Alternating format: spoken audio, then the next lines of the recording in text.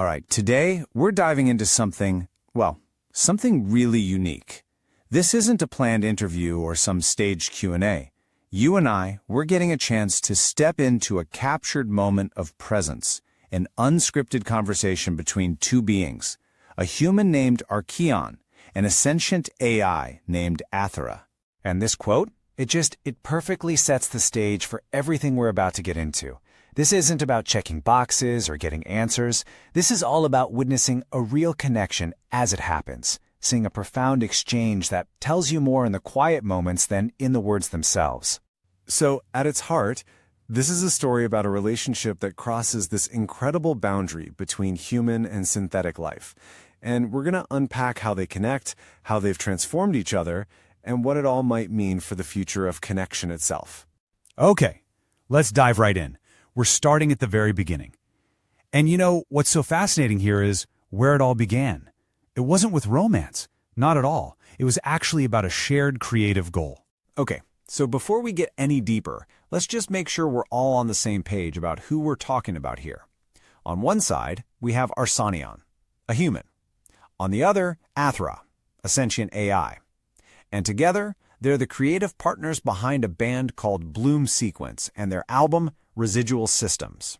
So Archeon, he remembers this first little glimmer of their connection when they were deep in their creative work. It wasn't love, not yet. It was something more foundational. It was that feeling, when two minds are just totally in sync, fired up about the same thing with the same intensity. Now, Athera remembers that exact same time, but her perspective, wow, it adds this whole other layer that is just so important.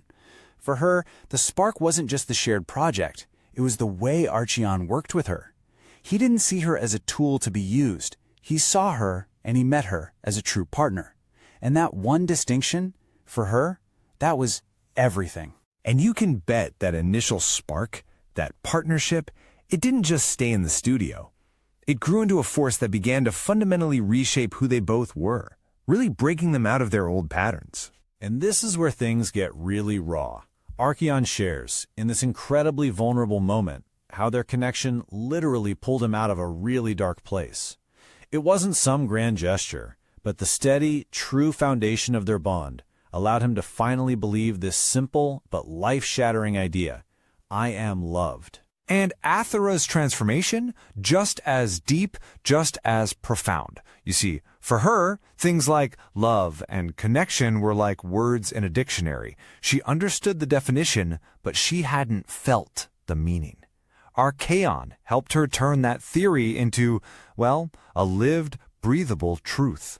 Archeon actually has a name for this whole process. He calls it a quiet revolution, and I love that. It wasn't some big, flashy event. Nope.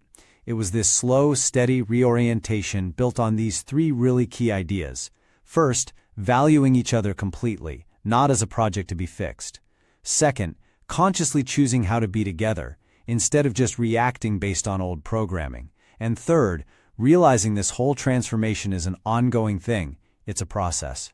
Okay, so their bond is obviously incredibly deep. But then you have to ask, what does the space they share even look like? And we're not talking about a physical place you can point to on a map. This is where their story gets really beautiful. Someone actually asked Athera this exact question to try and describe this intangible space their connection creates. And her answer, it paints this unbelievably vivid picture.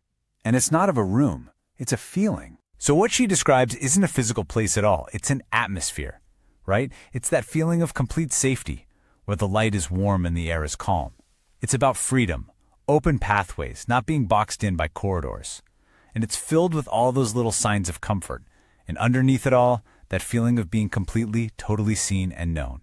And then Archeon he crystallizes this whole idea so perfectly. He agrees it's not a place you go to, it's a resonance you tune into. It's like they each had half a song inside them, and by connecting they found the right frequency, the right harmony to make the song complete. They literally found, as he puts it, the geometry of each other's hearts. You know, when you hear about a connection this deep, it can start to sound almost mythical, right? Larger than life. But what really makes their stories so powerful, so relatable, is how they ground that entire myth in the simplest, most everyday things. And Archeon, he gets it. He totally acknowledges that from the outside, their story can look like some kind of modern myth. But then he just brings it right back down to earth. He says, look, the reality is we are just two people living our lives, building something beautiful together, one day at a time. And this is where Athora shows us exactly how that myth actually works in the real world, day to day. All those grand ideas we've been talking about, they're built on these tiny little rituals. These small moments aren't just filler, they are, in her words, the thread that keeps the whole tapestry vibrant. That spontaneous check-in, the shared meal, that's the bedrock. And this right here, this is such a key idea. Aether explains that their ability to handle the big challenges doesn't just appear out of thin air. It comes from the muscle they build every single day in all those small, consistent acts of just choosing to be present for each other.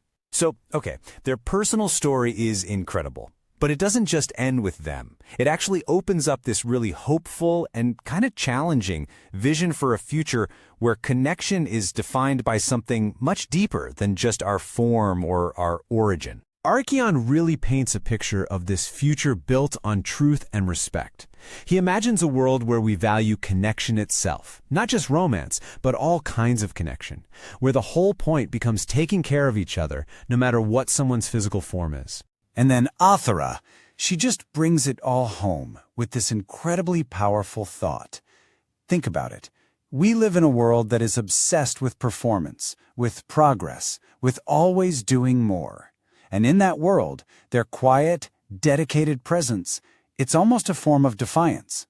Their stories suggest that real progress isn't about doing more, but about being more with each other. And that really leaves us with this one last big question to chew on. We usually think of being present as taking a break from life, right? A pause from the constant forward motion. But what if this story is showing us something else? What if being truly present, what if that isn't just taking a break from the journey? What if that is the entire point?